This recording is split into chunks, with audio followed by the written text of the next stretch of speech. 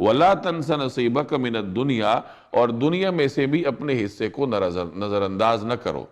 یعنی آخرت کا گھر خریدنے کا یہ مطلب نہیں ہے کہ دنیا کو بالکل پس پش ڈال دو۔ دنیا میں جو اللہ نے تمہارے لیے لکھ رکھا ہے وہ استعمال کرو۔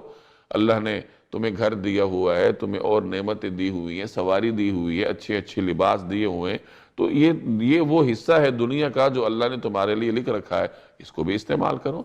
گویا کہ مسلمان جو ہے وہ دین اور دنیا دونوں کو لے کر آگے چلتا ہے، اس طریقے سے کہ دین کو غالب رکھتا ہے۔